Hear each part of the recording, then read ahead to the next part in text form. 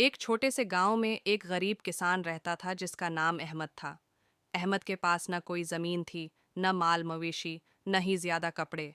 वो दूसरों के खेतों में मजदूरी करके बमुश्किल अपना पेट पालता था। इसके पास एक छोटा सा कच्चा घर था जो बारिश के दिनों में टपकता रहता था। अहमद का कोई खानदान नहीं था, बस एक ही साथी था, इसका वफादार कता शेरो। शेरो अहमद के साथ कई सालों से रह रहा था। वो इसके दुख सुख का साथी बन चुका था। जब अहमद खेतों में काम करने जाता तो शेरू भी उसके साथ जाता। गर्मी हो या सर्दी, बारिश हो या आंधी, शेरू कभी उसे अकेला नहीं छोड़ता। अहमद उसे कभी बची हुई रोटी खिलाता और कभी थोड़ा सा दूध पिलाता, मगर शेरू कभी शिकायत न करता। एक दिन गांव में अचानक चोरियों का सिलसिला शुरू हो गया। गांव वाले बहुत परेशान थे। अहमद के पास तो कुछ था नहीं, मगर वो डरता था कि कहीं चोर उसके घर पर हमला न कर दें। इसीलिए रात को जब वो सूता तो शेरू दरवाजे के बाहर पहरा देता। एक रात जब आसमान पर बादल छाए हुए थे और हवा जोरों से चल रही थी, अहमद सो चुका था। अचानक शेरू को कुछ आवाज़ सुनाई दी। वो भौंकने लगा।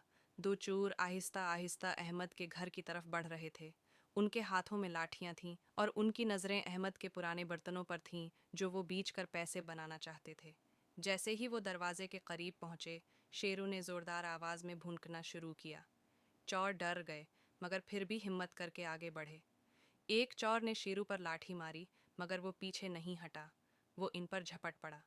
इसकी आंखों में गुस्सा नहीं, बल्कि अपने मालिक के लिए मोहब्बत और हिफाजत का जज्बा था। इसकी तेज़ आवाज़ ने अहमद को जगा दिया।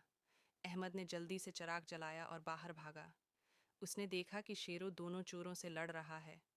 अहमद ने लकड़ी का डंडा उठाया और चोरों को भगा दिया, मगर तब तक शेरू जख्मी हो चुका था।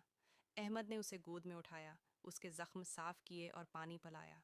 शेरू ने कमज़ोर नज़रों से अपने मालिक को देखा, जैसे कह रहा हो, मैंने अपना फ़र्ज़ निभा दिया, अब तुम महफूज हो। अहमद की आंखों से आंसू बहने लगे। उसने आसमान की तरफ देखा और अल्लाह से दुआ की, ऐ अल्लाह, मेरे उस वफ़ादार दोस्त को अपनी रहमत में जगह देना। चंद दिनों बाद गांव वाले जब ये वाक़या सुनकर आए तो सब हैरान रह गए। उन्होंने शेरू की बहादुरी को सलाम किया। अहमद ने अपने घर के पास एक दरख्त के नीचे शेरू को दफन किया। हर दिन वो उसकी कब्र पर जाकर कहता, तुम सिर्फ एक किता नहीं थे, तुम मेरे लिए एक दोस्त, मुहाफिज और दुआ बनकर आए थे। शेरू के जाने के बाद भी अहमद अकेला नहीं रहा, क्योंकि उसके दिल में अपने वफादार दोस्त की याद हमेशा जिंदा रही।